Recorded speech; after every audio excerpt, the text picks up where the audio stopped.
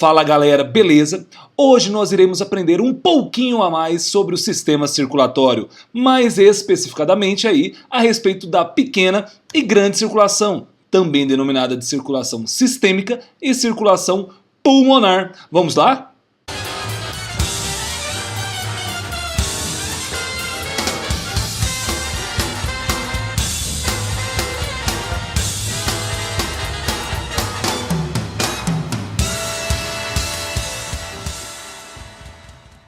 Então nosso sistema circulatório ele é composto tanto pelo nosso coração, que tem o tamanho do nosso punho fechado, tá? Localizado bem na região central do nosso peito, levemente voltado para a esquerda, né? E pelos nossos vasos sanguíneos, podendo ser veias, vênulas, artérias, arteríolas e os capilares sanguíneos, né?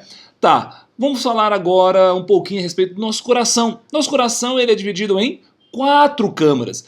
2 átrios, que ficam na região superior, e 2 ventrículos na região inferior. Também ele chega um sangue para o coração, aí pelas veias, tá? As veias entram por cima e sai sangue do nosso coração pelas artérias que estão na região inferior. Então vamos visualizar uma figurinha para entender um pouquinho melhor. Vamos lá! Então tá, por meio dessa figura vamos analisar aí algumas estruturas interessantes.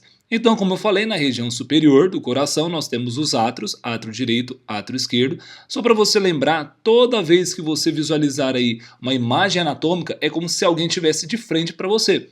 Por isso, apesar desse parecer a sua esquerda, é a direita daqui do coração, não é? Porque a pessoa está de frente para você. Então você tem o átrio direito, o átrio esquerdo, ventrículo direito, ventrículo esquerdo. Os átrios na região superior, os ventrículos na região inferior. Entre o átrio direito e o ventrículo direito, você tem uma válvula chamada de válvula tricúspide, tá? Enquanto do átrio esquerdo para o ventrículo esquerdo, você tem então uma válvula chamada de válvula bicúspide ou também chamada de válvula mitral. Tá, depois de vermos então que os átrios estão na região superior e os ventrículos na região inferior, vamos visualizar agora os vasos. Ok. Então você tem o vaso que traz sangue do coração, chamado de veia cava superior e veia cava inferior, né? Então você tem as veias cavas entrando aqui no átrio, tá? E saindo do ventrículo direito, você tem então a artéria pulmonar, porque as veias entram no coração e as artérias saem. Por cima, na região superior, entrando nos átrios, você tem as veias e saindo dos ventrículos, você tem as artérias. Então aqui a artéria pulmonar, tá? Ok, então entrando no átrio esquerdo, você tem as veias pulmonares, entrando aqui então no átrio esquerdo, e saindo do ventrículo esquerdo, você tem então a artéria aorta, tá? Então aqui a artéria aorta saindo do ventrículo. Ok, então revisando, por cima os átrios, por baixo os ventrículos. Por cima chega sangue ao coração pelas veias e por baixo sai sangue do coração pelas artérias, ok? Então vamos falar um pouquinho agora a respeito da pequena circulação. Por que denominada de pequena? Porque é um espaço curto de circulação, ou seja, é do coração que vai para os pulmões e posteriormente volta para o coração. Então vamos visualizar essa figurinha para entender um pouquinho melhor. Vamos lá! Então, por meio dessa figura, vamos analisar um pouquinho a respeito da sua circulação em geral, tá? E depois a gente conclui com a pequena e grande circulação, também chamada de circulação pulmonar e circulação sistêmica. Ok, então o sangue ele é trazido para o coração vindo aí do seu corpo. Então aqui está representando seu corpo, que fez respiração celular e produziu CO2 mais água mais energia. A energia você utiliza, a água permanece no seu corpo e agora o gás carbônico precisa ser eliminado. Sangue rico em gás carbônico nós chamamos de sangue venoso, né? Então esse sangue venoso ele vai então ser trazido pelas veias cavas para dentro do átrio direito. Então veia cava superior traz sangue da região superior do seu corpo e a veia cava inferior traz então o sangue rico em gás carbônico lá da região inferior do seu corpo e enchem agora o átrio de sangue venoso. Ok, esse átrio então ele vai sofrer sístole, ou seja, contração. Ao contrair, ele força a passagem do sangue venoso do átrio direito para o ventrículo direito, passando pela essa válvula chamada de válvula tricúspide. Ok, o ventrículo estava relaxado, ou seja, ele estava em diástole, e agora vai sofrer sístole ventricular, fazendo com que esse sangue seja forçado a sair do seu ventrículo esquerdo. E só lembrando, ele sai então pela artéria pulmonar, porque em cima são as veias, embaixo são as artérias. Então o sangue sai aí da artéria pulmonar em direção aos pulmões. Lá no pulmão, ela vai sofrer a hematose, ou seja, a troca de sangue venoso por sangue arterial.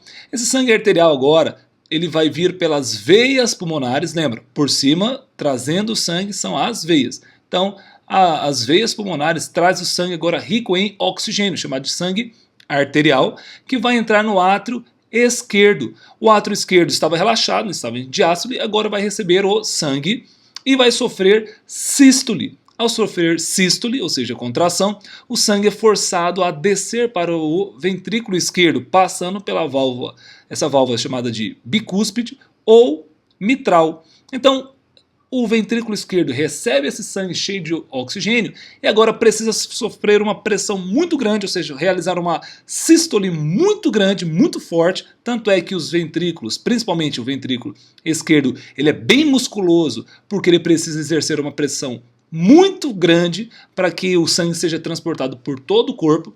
Então, esse ventrículo esquerdo, ele sofre uma sístole bem forte, fazendo com que o sangue saia, tá, agora pela artéria aorta e seja então distribuída por todo o seu corpo, nutrindo todas as células do seu coração, ou do seu corpo, não é?